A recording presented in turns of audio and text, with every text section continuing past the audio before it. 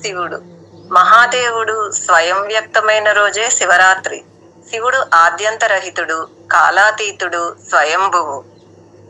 ఓసారి బ్రహ్మ విష్ణువుల మధ్య ఎవరు గొప్ప అనే వాదన జరిగింది. శివుడు అగ్నిలింగంగా ఉద్భవించి తన ఆది అంతాలను కనుక్కోమన్నాడు. ఇద్దరూ చెరోవైపు వెళ్లినా జాడ తెలుసుకోలేకపోయారు. జ్యోతిర్లింగాలన్నీ ఆ అగ్నిలింగం నుంచి ఉద్భవించినవేనంటారు. శివుడిని అర్థం చేసుకుంటే శివతత్వాన్ని గ్రహించినట్టే. ముక్కంటి. శివుడు ధ్యానంలో ఉన్నాడు. పార్వతీదేవికి భర్తను ఆట పట్టించాలనే ఆశ కలిగింది. వెనక నుంచి వెళ్లి 2 కళ్ళు మూసేసింది. ఆ నేత్రద్వయాలు సూర్యచంద్రులకు సంకేతాలు కావడంతో విశ్వమంతా చీకటి అలముకుంది. మొదటి నుంచి అగ్నిని ఉద్భవింపజేశాడు. ఆ జ్వాలలు ముల్లోకాలకు వెలుగులు ప్రసాదించాయి. అలా శివుడికి మరో కన్ను వచ్చిందని, ముక్కంటిగా మారాడని పురాణ కథనం. నందీశ్వరుడు. పూర్వం శిలాదుడనే ఋషి ఉండేవాడు. అతనికి సంతానం కలగలేదు. ఆ లోటును తీర్చుకోవడానికి ఘోర తపస్సు చేశాడు. ఆ దంపతులకు శివుడి వరంతో నంది జన్మించాడు. కొన్నాళ్లకు శిలాదుడి ఆశ్రమానికి మిత్రావరుణులనే దేవతలు వచ్చారు. అతిథి సత్కారాల తర్వాత ఆ పిల్లాడిని దీర్ఘాయుష్మాన్ భవ అని దీవిస్తూ మధ్యలో ఆపేశారు. నంది ఆయువు త్వరలోనే తీరిపోనుందని చెప్పి వెళ్లిపోయారు. ఆ మాట విని శిలాదుడు విషాదంలో మునిగిపోయాడు. నంది మాత్రం తొణకలేదు. శివుడి కోసం తపస్సు చేశాడు. పరమేశ్వరుడి కటాక్షంతో ప్రమదగణాల్లో స్థానం సంపాదించాడు. లింగ పూజ. ఓసారి భృగు మహర్షి వైకుంఠానికి వెళ్ళినప్పుడు విష్ణుమూర్తి అతడి రాకను పట్టించుకోలేదు. దాంతో ఆగ్రహించిన భృగు స్వామి వక్షస్థలం పైన కాలితో తన్ని నేరుగా కైలాసానికి వెళ్ళాడు. ఆనంద తాండవం చూస్తున్న శివుడు ఆ తన్మయత్వంలో మహర్షి రాకను అసలు పట్టించుకోలేదు. దీంతో భృగు కోపంగా, నీ నిజ రూపంలో కాకుండా లింగానికి పూజలు ఉంటాయని శపించి వెళ్లిపోయాడు. రుద్రాక్ష.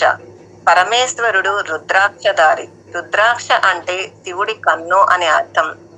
వారి స్వామి జ్ఞానం మధ్యలో యథాలాపంగా కళ్ళు తెరిచాడు.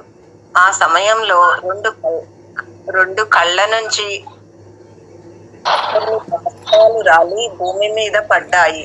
అవే రుద్రాక్షలని చెబుతారు. బిల్వపత్రాలు శివుడి చెమట బిందువులని అంటారు. అనేక లింగాలు.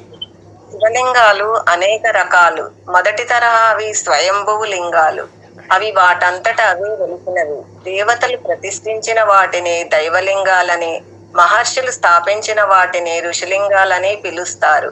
నర్మదా తీరంలో కనిపించేవి బాణలింగాలు. తిరువణ్ణామలైలోని తేజోలింగం, జంబుకేశ్వరంలోని జలలింగం, చిదంబరంలోని ఆకాశలింగం, ఏకాంబరేశ్వరంలోని పృథ్వీలింగం, శ్రీకాళహస్తిలోని వాయులింగం. ఈ 5 పంచభూత లింగాలు. శ్మశానవాసం. శివుడి శ్మశానవాసం తనకు కాదు, మనకు. నువ్వు ఈ భూమి మీద పుట్టనో లేదు, గిట్టనో లేదు. ఓ అతిథిగా వచ్చావంతే. ఇదిగో ఇక్కడ నుంచి తిరిగి వెళ్తున్నావు అని గుర్తు చేయడానికే. మరణ భయం వదిలితే సమస్త భయాల్ని పోగొట్టుకున్నట్టే. నిర్భయంగా బతికేస్తారు, ఇంతగా మరణిస్తారు. శివతాండవం. శరీరమే ఓ అనంత శక్తి కేంద్రమని చాటుతుంది. లాస్య నృత్యం పార్వతీదేవి ఆవిష్కరణగా చెబుతారు. శివ పరివారం. శివుడు రూపాన్ని బట్టి కుటుంబ సభ్యులు మారిపోతారు.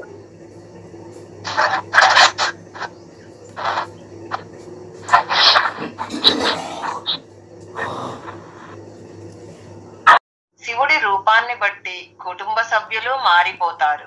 రుద్రస్వరూపంలో మహంకాళి, వీరభద్రుడు, కాలభైరవుడు, ఉగ్ర గణపతి, పిశాచ గణాలతో దర్శనమిస్తాడు. శాంతమూర్తిగా పార్వతీదేవి, కుమారస్వామి, వినాయకుడు, నందీశ్వరులతో కటాక్షిస్తాడు. పరమేశ్వరుడు యోగానికి మూలం, అందుకే ఆదియోగిగా కొలుస్తారు. శివుడు నిగూఢమైన యోగతత్వాన్ని పార్వతీదేవికి, పరమయోగులకు బోధించాడు. సప్తర్షులు వాటిని జనంలోకి తీసుకెళ్లారు.